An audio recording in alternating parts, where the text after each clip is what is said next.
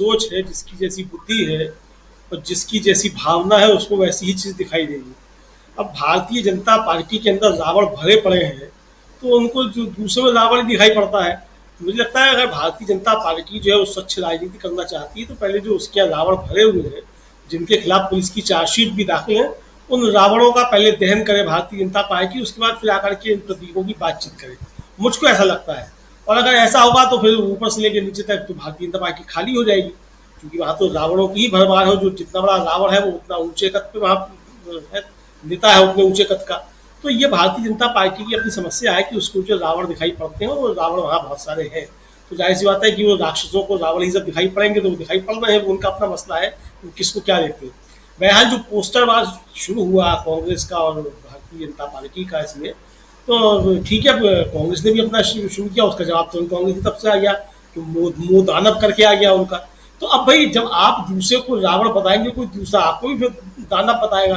तो ये चीजें सब शुरू हो गई, और अब कौन उसमें जो अच्छा पोस्टर किसका बना है, और कौन उसमें रावण असली दिखाई पड़ रहा है और कौन उसमें असली दानव दिखाई पड़ रहा है, तो ये तो चित्रकारों की अपनी बात है और जनता की समझने की बात है, कौन किसको रावण समझ रही है, कौन किसको दानव समझ रहा है।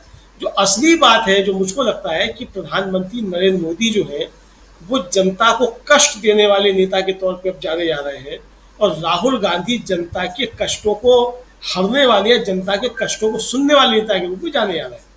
आप देखिए कि जब राहुल गांधी आनंद विहार गए कुलियों के बीच में, और हमारी संवाददाता जब वहाँ कुलियों से बात करने के लिए गई, तो वहाँ एक ऑटो रिक्शे वाला मिला, और उसने बड़ी अच्छे तरीके से प्रधानमंत्री की, भारतीय जनता पार्टी की पक्की उड़ाई, और उसने एक वाक्य कहा। वो वाक्य से आप जो है, जो देश का मेहनत कश अवाम है, उसके मर्म को समझ सकते हैं।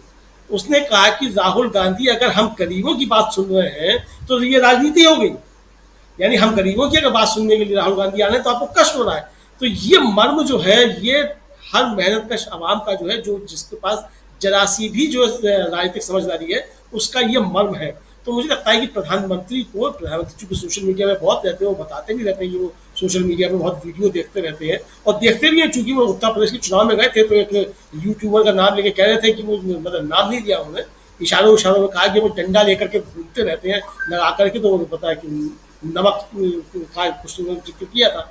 तो इस मतलब प्रधानमंत्री भी देखते रहते होंगे, देखा होगा वायरल, तो वो देखते ही रहते हैं।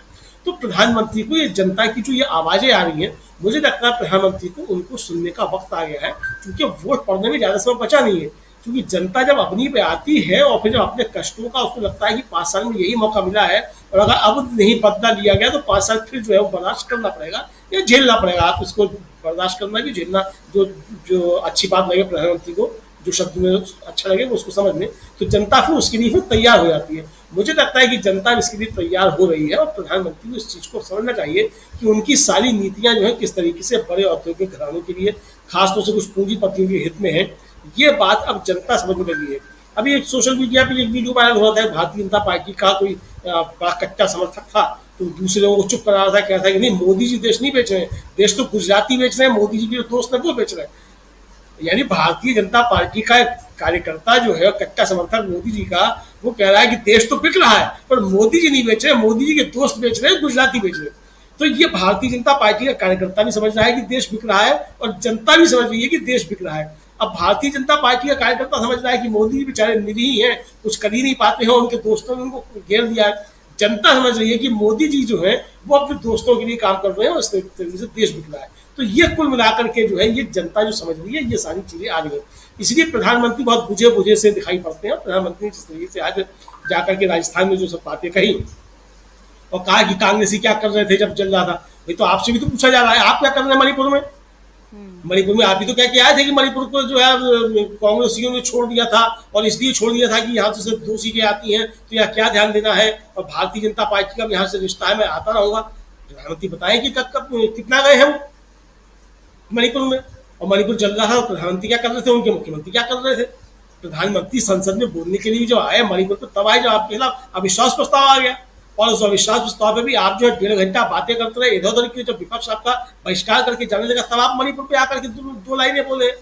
तो ये कुल मिलाकर के जो मुझे लगता है कि प्रधानमंत्री चूंकि वन वे ट्रैफिक उनका है, और वो वन वे जो है बातें करते रहते हैं, दूसरे को सुनने की उनकी क्षमता है भी नहीं उनके अंदर, और हो भी नहीं सकती है। जो मन की बातें करता है वो दूसरे की सुनने की क्षमता रखता नहीं है, उनके अंदर क्षमता है भी नहीं।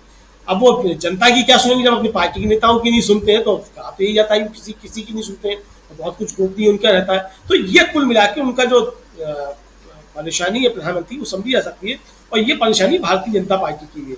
इसलिए अब एक चीज जो समझ में आ रही है, मुझे लगता है जो प्रशांत जी ने कहा बिल्कुल बात सही है, कि अब ये चुनाव धीरे धीरे जो है, वो चाहे विधानसभा के हो चाहे लोकसभा का हो, ये अब जातिवार जनगणना और सबको सबकी हिस्सेदारी जो है उसकी तरफ जा रहा है। प्रधानमंत्री दक्षिण में जाकर के अगर कह रहे हैं कि साहब दक्षिण का हिस्सा कम हो जाएगा, तो दक्षिण वाले तो पहले से ही कह रहे हैं कि भारतीय जनता पार्टी जो करने जा रही है, नई संसद जो बनाई जा रही है, इसके पीछे जो सब कुछ है वो दक्षिण का हिस्सा कम करने का है। तो प्रधानमंत्री तो जाकर के जो दक्षिण के लोग कह रहे हैं उस पर जाकर के मोहर लगा करके आ रहे हैं कि प्रधानमंत्री जो है दक्षिण का हिस्सा कम करने के लिए जा रहे हैं। जी। तो जो आपने जो महिला आरक्षण आप जो लेकर के आए और आपने जो सेंसस जोड़ा है, और फिर आपने जो प्रपोर्शन की बात की, वो साफ साफ बात जाहिर होती है कि आप दक्षिण का हिस्सा जो कम करना चाहते हैं। तो दक्षिण में तो ये हो ही रहा है, लेकिन प्रधानमंत्री को दक्षिण में कौन सुनेगा नहीं सुनेगा ये अलग का मसला है। मुझे लगता है कि आपको प्रधानमंत्री को दक्षिण में सुनना है, सुनने जाना है। और उत्तर में भी स्थितियां जो जैसे जैसे दशहरा पास आता जा रहा है, चूंकि रावण का वो पोस्टर शेयर किया जा रहा है, तो मुझे लगता है कि यहाँ भी अब रावण को जलाए जाने की प्रक्रिया प्रारंभ हो जाएगी। और अब तक जो कष्ट जनता ने सहे हैं, उन कष्टों के लिए जो है वो उसका निवारण करने के लिए जनता बढ़ेगी उस तक। तो प्रधानमंत्री को भारतीय जनता पार्टी को समझना चाहिए कि अब जनता जो है वो जागरूक हो रही है और आपकी झांसों में आने वाली नहीं है। तो कुल मिला के परिस्थितियां यही, बाकी भारतीय जनता पार्टी समझती है कि नहीं समझती है, उसे अपनी नीतियों पे और अपने कारगुजारियों पे ज़्यादा भरोसा है, तो उनका मसला है कि उनको भरोसा है कि नहीं है। लेकिन जनता को मूर्ख समझना जो है, मुझे लगता है ये सबसे बड़ी गलती है।